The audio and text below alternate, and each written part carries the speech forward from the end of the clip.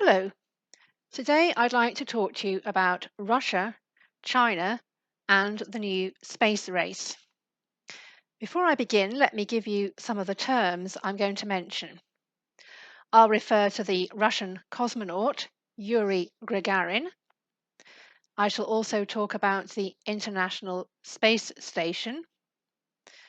I'll be mentioning the invasion of Crimea and the militarization of space.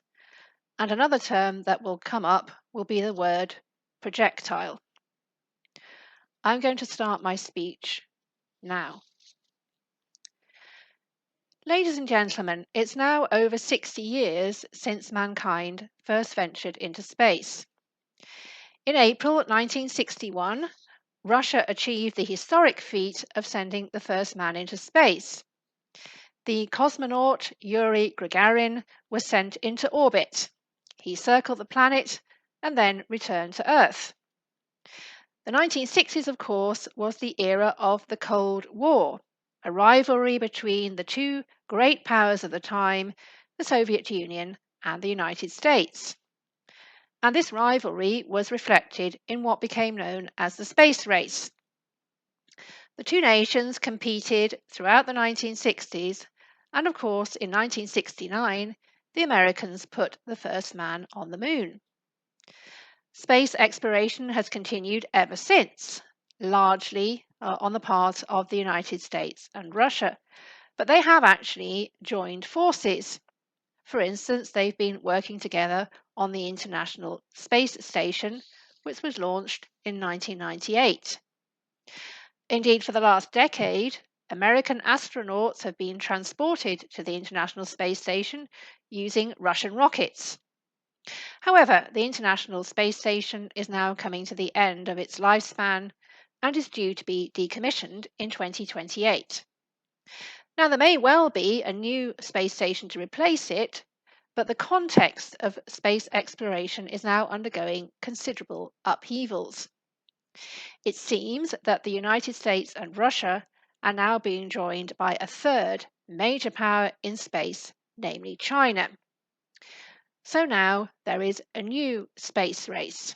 On the one hand, we have the United States, and on the other, its two rivals, Russia and China, which are actually teaming up with each other. In 2014, Russia and China signed a friendship agreement.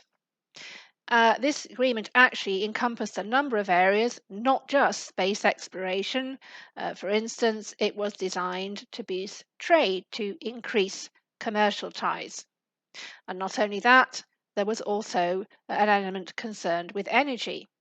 Russia, for instance, has been sending oil and gas to China through a pipeline.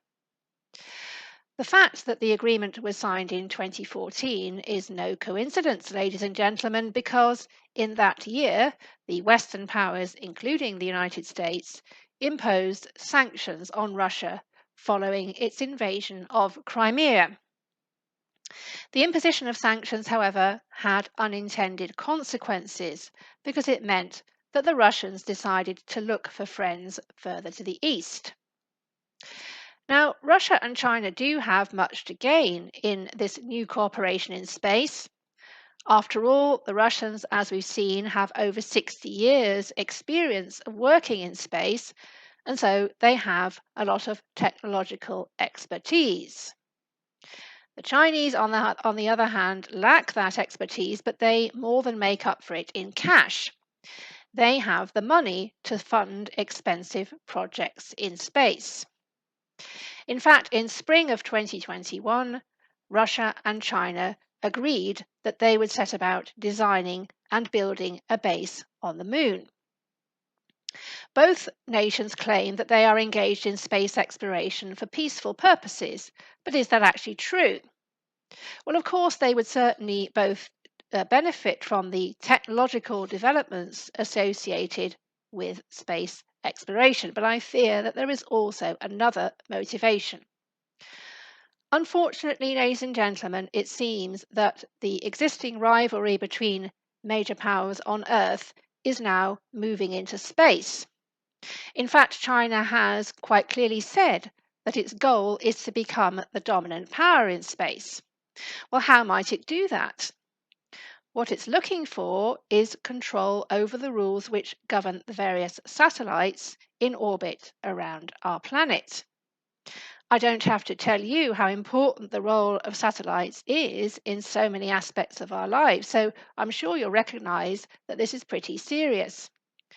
And what the Chinese are looking for in particular is control over surveillance satellites, because it's that type of satellite that will allow them to monitor what people are doing on the ground. And there are other worrying developments, not just the issue of satellites. What we are seeing here could potentially lead to a militarization of space. And I'm really not being alarmist here. For example, in 2007, China launched a missile with the intent of destroying a satellite. And it's not just the Chinese who've been doing that sort of thing.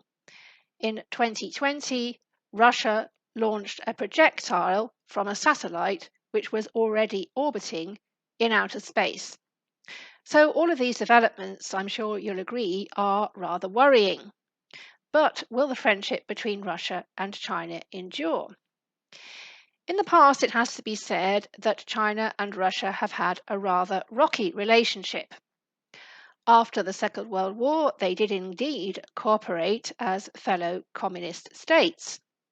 But in the 1960s, they fell out with each other, and the disagreement was so serious that it actually led to a war on the border between Russia and China in 1969. I would also point out to you China's record when it comes to using other people's technology. Russia may well provide the technology to begin with, but then the Chinese will, no doubt, catch up on the technological front, and they may well decide that at that stage they don't need their Russian friends anymore. In any event, what is happening in space will certainly affect all of us in the coming decades. So to conclude, I would suggest that it's definitely worth keeping an eye on developments in this area. Thank you very much for your attention.